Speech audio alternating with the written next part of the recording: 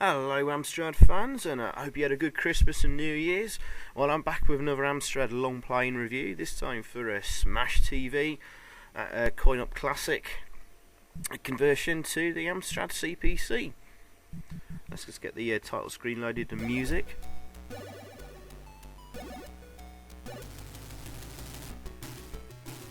Yeah, some pretty decent music there. Although it's only used here and not later in the game, sadly. Nice colourful title screen as well there. Although, what's up with that woman and her belly? It looks like she's got a giant growth on her stomach. But hey, this is one of my favourite arcade conversions onto the AMSTRAD. And they've done a pretty decent job of converting this. Now the arcade original basically had two joysticks, one for moving your player around the screen and the other joystick for shooting. So you'd, like say, if you push the second joystick up, you'd fire up, or pull it down, it would fire down. So it's twin joystick controls, a bit like Robotron,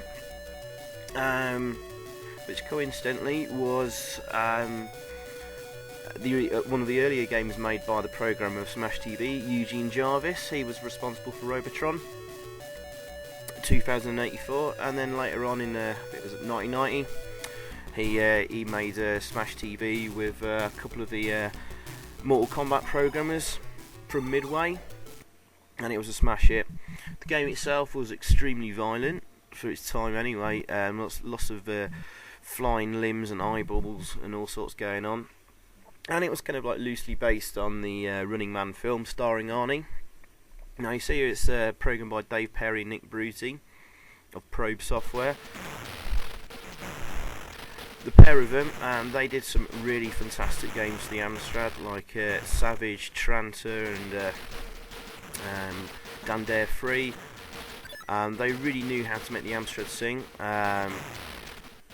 Dave Perry, obviously of Shiny programming team fame, still a very respected and programmer today, still making lots of great games, and went on to really big things.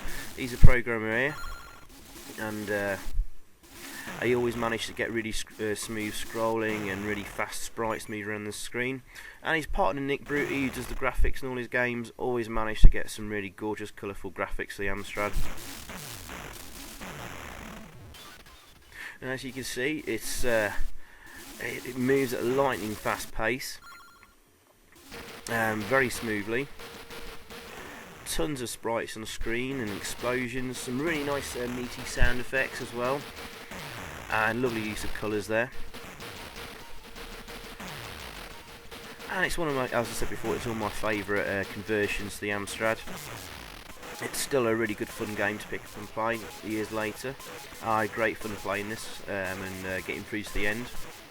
Now it's a bit of a departure from the arcade original. Obviously they've had to make some compensations for the AMSTRAD, so it sort of looks and plays rather differently. Certainly you can't use two joysticks and have one joystick for shooting. It's all done on one joystick and one fire button. Which makes the game a little bit more different. But you know what? Yeah, it's quite different from the arcade original, but I think it's a great game in its own right. And sometimes it's best to go off in your own direction with conversions and play to the machine's strength. Though a lot of the bad guys and enemies, they're present. They've added in a few sort of extra enemies you wouldn't have seen in the arcade original.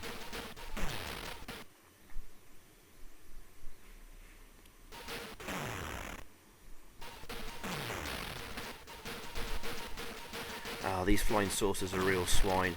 You're not sure which direction they're going to move in. I don't think there were any flying saucers in the original game. But the bosses are all here. Although there's only 3 levels. I think the arcade original had 4 levels. I may be wrong, correct me if I'm wrong, guys.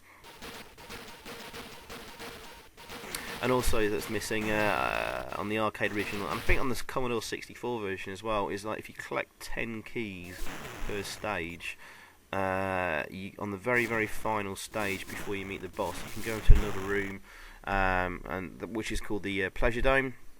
It's kind of like a legendary hidden room in this game, where there's like mega bonuses and apparently hot babes waiting to greet you.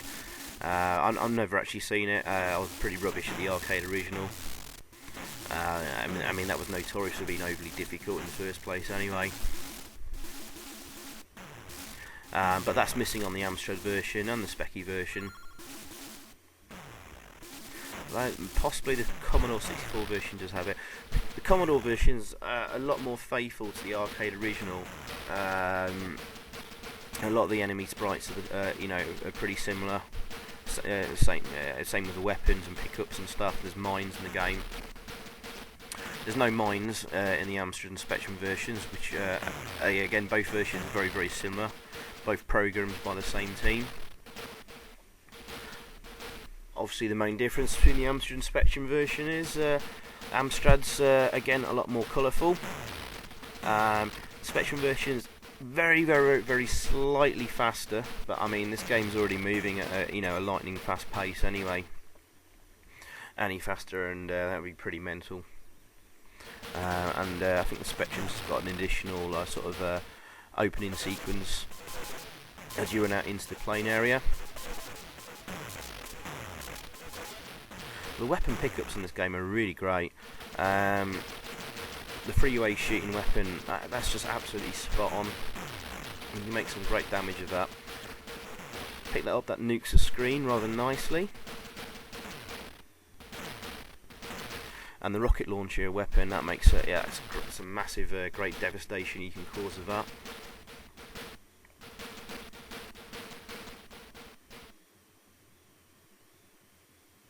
I like how the screen flips over like that. It's nicely, smoothly and fast done.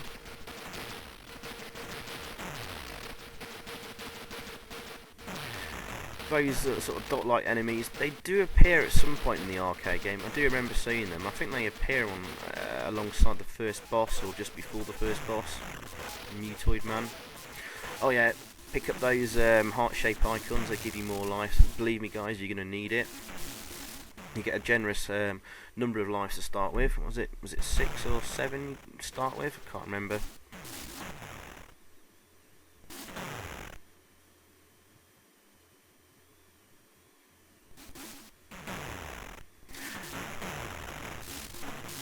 Some tips for this game. It's worth sitting in the top corners. Usually the top left corners. The top left corner is pretty safe. Sometimes some enemies enter from the top right where you could be standing.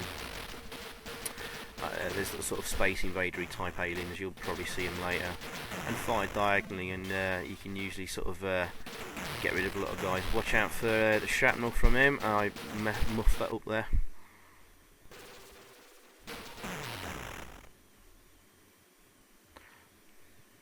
Mr. Shrapnel there, he's impervious to the nuke bomb there. Here we are, the first end of level boss, Mutoid Man.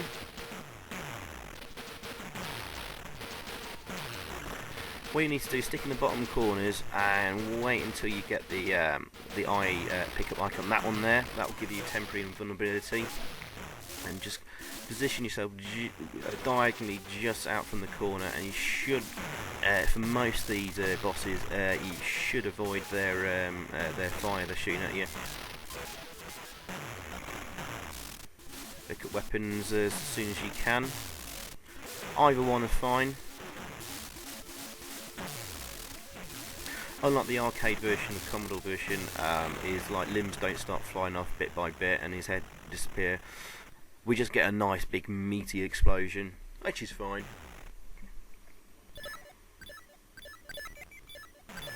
And that's level 1 complete. Just scramble to get as much prizes as you can.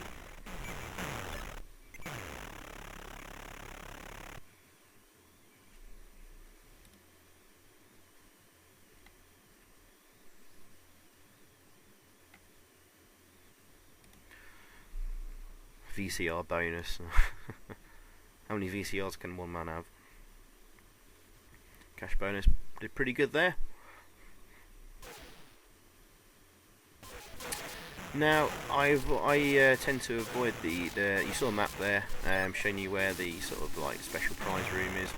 I find it on the second and third levels to go up rather than down, and go that way. Oops, I'm stuck there trying to get a weapon. That was a bit careless and stupid. Seems to be a little bit easier, slightly easier going up to the top of the map. There's 2 lives there on really easy screen. Death zone. Those sperm-like creatures, they're pretty useful because you might be able to get loads of sort of pickups on them. So it's worth trying to kill as many of them as you can, because you may get an extra life icon appear. And like I said, you're going to need as much life as you can. Because sometimes there will be some unfair deaths, which you'll see later on. You know, depending on where you start the screen. Sometimes a bunch of enemies can come flying out where you stood. But thankfully the programmers do give like a second or 2 delay. There's a good example. They always appear in the top right actually, so you can stick in the top left and you're pretty safe from them. But the programmers are saying the programmers give like about a second and a half delay before they will kill you when they appear on screen, which is handy and nice.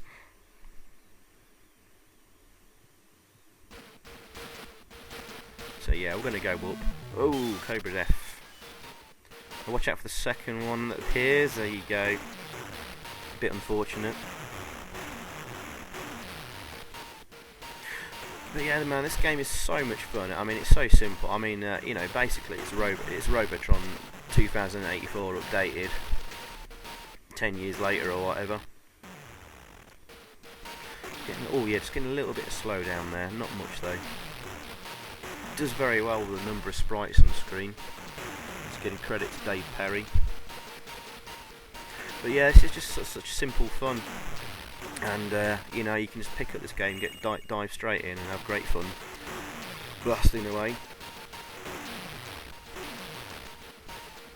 And it still holds up today. The question I'm asking myself though is whether I prefer the arcade version or this one. It's a slightly different game. It's actually a lot faster than the arcade original as well. Obviously the arcade version's got lots of really cool presentation touches with the game show host appearing and with his quotes and comments like, "Oh, I love it, I'd buy that for $1." Obviously Nick from Running Man and RoboCop. But you know what, the arcade version, obviously, they don't want to make it too easy. You don't want kids completing it too quickly, but I mean, it was just too insanely difficult. This, I think they've got it just right. And, I had to play this through a couple of times before I completed it. I mean, I practiced it quite a bit back in the day, and I still, first 2 tries, I didn't actually do it. I lost all my lives, so it's still a challenge.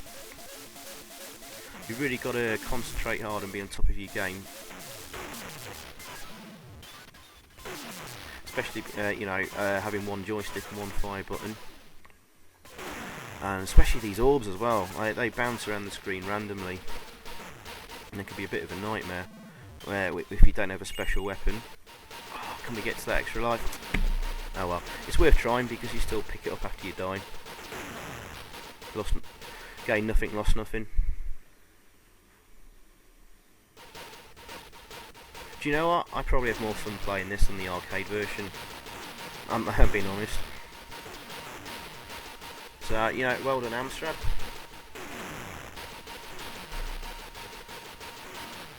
I think AMSTRAD Action Magazine, when they reviewed this, I think they gave this a whopping 96%. I agree with them. It's definitely a 9.5 out of 10 game if I had to give it a score and review. I just think though, you might have scored a little bit higher with having the 4-stage and extra boss, the Pleasure Dome, and just generally a bit more presentation given. I mean, they've obviously concentrated on getting writing the best game possible, getting it nice and smooth and fast and colourful, But you could have just done with an extra few touches, like the you know, the opening sort of section as you sort of run into the game show and playing area, and you know, just capitalise a bit more on the whole theme of the game, you know, being sort of a futuristic, violent game show.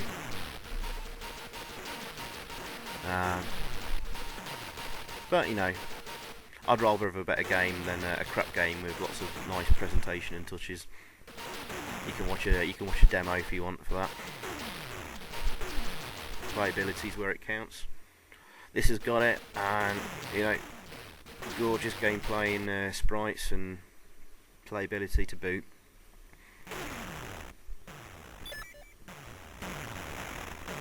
Oh, these screens are a swine. This is a treasure area, but you know what? Just don't even bother going after the treasure. It's not worth losing lives over. Just sit in that top corner there. You won't be hit by the fireballs, and those guys won't run into you actually either. They turn around just at the last seconds before they touch you, and just stay there and even ignore the pickups. It's not worth risking losing a life. I'm not quite sure actually what those enemies are doing. They look like they're holding hands or something.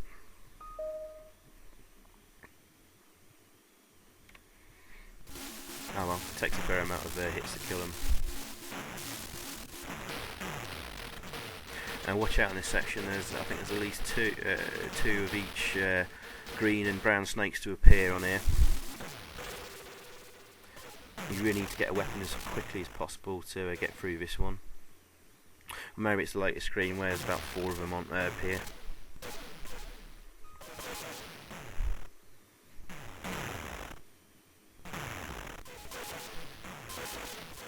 Cool, spinning discs of death.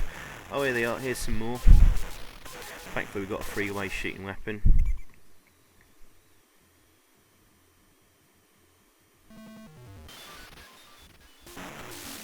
It's really oh, now that's a nasty start. You come through the top there and you're instantly killed. That's a bit of a naughty thing there by the programmers. They've missed out. But yeah, the Hydra bosses. I think there's 3 bosses on this level actually. The Hydra. I can't remember what's next, and then you've got like a weird sort of skull boss. But it's really nice to see sort of big, huge sprites on the AMSTRAD, and very nicely done as well.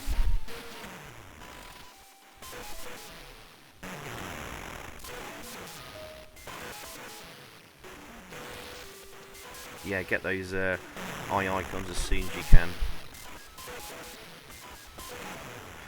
They appear quite regularly, so once you picked up the first one, you can pretty much stay invulnerable the entire time you're fighting the boss. It's just those first few, you know, seconds and minutes without one appearing, you're sort of, you know, vulnerable. But again, stick in the corners and fire and diagonally up, and you'll soon get through. There should be another boss here now. Right, on the next screen, who we got? Meet Scarface. Whatever you do, do not run underneath him whilst vulnerable. But the more you shoot at him and the more you hit him, see, yeah, he kills you straight away. Anyway, but again, the more you hit enemies and more damage you cause, the more pickups will appear. If you're not making any damage, nothing will appear. So it's really key, you know, if you're at the end of your weapon, end of your invulnerability time, to keep firing away and get those pickups appearing. Last boss on this level, strange skull-like thing. He doesn't take too much hits though before he dies. Lovely. And we're on to the final level.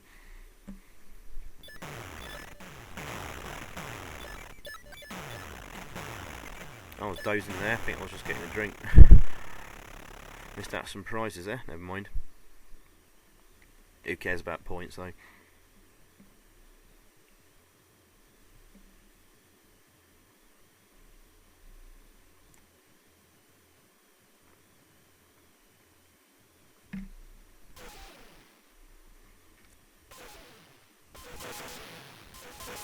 Same layout as last time this level, and again I'll stick to the top.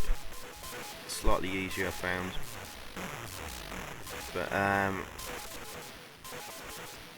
not sure if you're going to die instantly when you reach the boss like I did in the last level. Probably.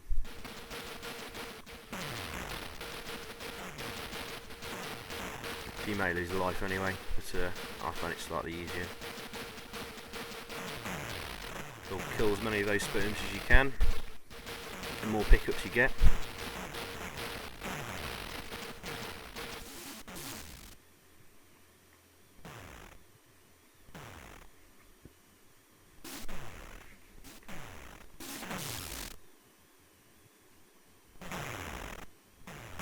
I don't think your weapons are on a time limit. If you pick up, you know, the freeway or the grenade launcher, I think it's the number of bullets you've fired before it runs out.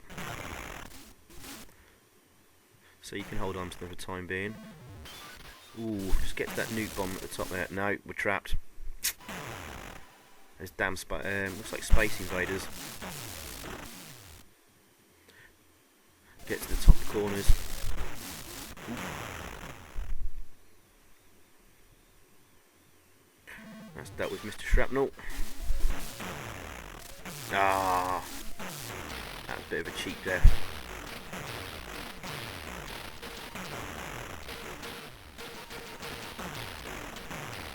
Ooh. You see that? He gives you, the programmers do give you like a half a second or a second there before, yeah, when an enemy appears on screen before it kills you, which is handy, which is nice. Struggling here, but you can take your time on this bit. Other levels, you know, the enemies will keep coming though, so you know you want to try and dispatch them as quick as you can. Obviously, getting rid of Mr. Shrapnel on these snake levels will make things a little bit easier. And we could pretty easily get rid of this snake now.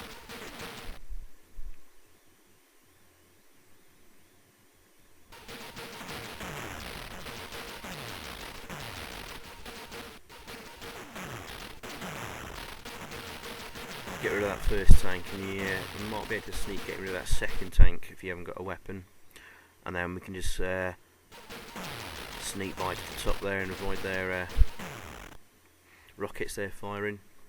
Easily done. Although pretty hard, you've got 3 of them on screen at once. As I say, I hope you had a good Christmas and New Year's. I was going to be starting off the New Year with sort of a special compilation video, one of my compilation videos that you all seem to like a lot. But I'm waiting for something very, very special to come my way, which is a real exclusive thing that all AMSTRAD fans, you know, and retro gamer fans will be very, you know, quite excited about. I can't say anything, but hopefully the next few days that will be done and up online. It's probably looking like it's going to be start of next week now, and I'll probably have another Longplay review to go up tonight as well, the Dragon's Lair. Let's get that commentary done in time. Anyway, back to Smash TV. We've got those damn orbs again. They're a pain in the arse. Just how randomly they move and how fast they move as well. Again, just don't panic. Take your time, but not too much time, because you will get swamped eventually.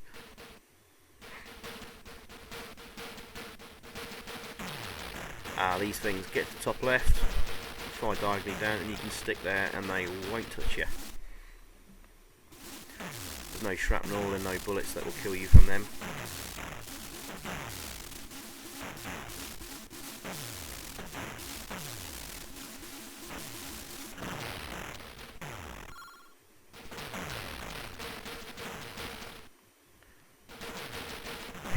We're definitely needed some more lives. 4 lives left now. Should be enough to do it.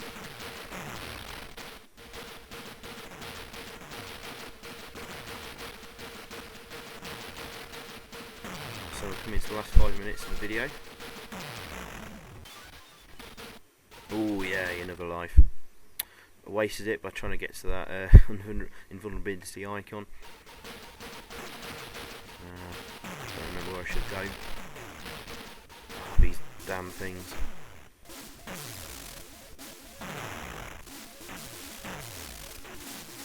Hopefully not too many to start with, to deal with. Look at that icon and sit in the top corner.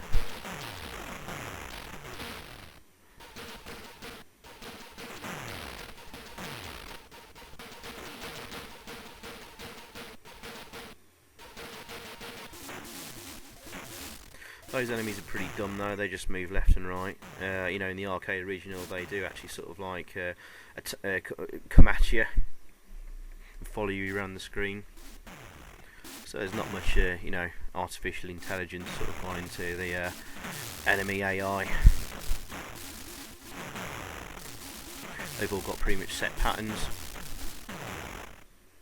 You know, but what do you expect on an 8-bit machine? Suppose it could have been done, but you know, this game's good enough as it is. It's good fun.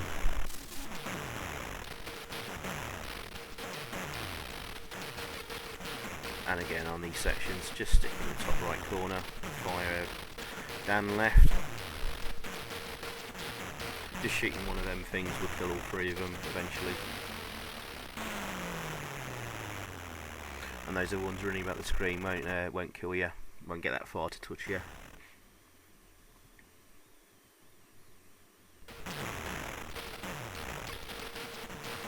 Oh, ooh, just survived it.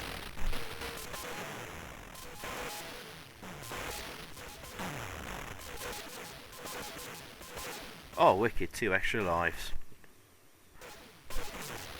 When I got those 2, I knew I was going to complete this.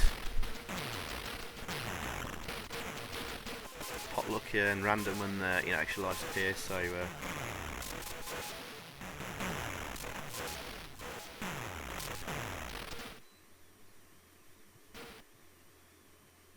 I believe this may be the last screen or second to last screen before the final boss.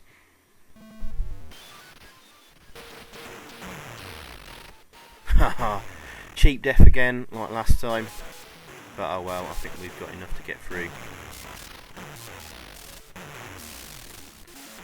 So we've got the Cobra bosses again before the final boss.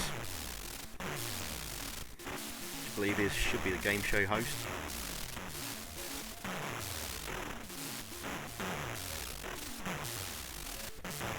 We're just going to sit in that corner until that eye icon appears and keeps us safe.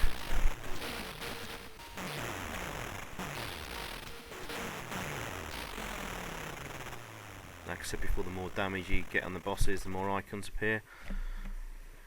We've done that pretty easy though, apart from the cheap death at the start. Right, this should be the final boss. And here he is, here's the game show host. Eat my eyeballs. Like he changes purple when he hit him.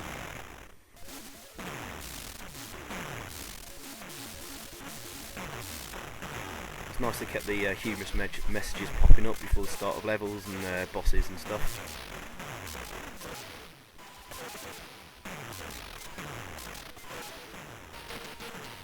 Anyway, we've nearly done him.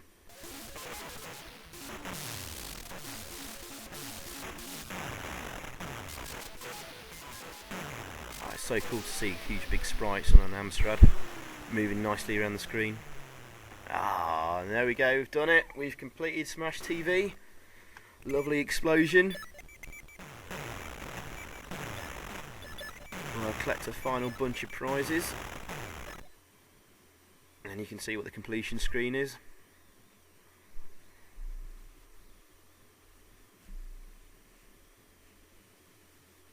Oh my, bonus. Me bonus.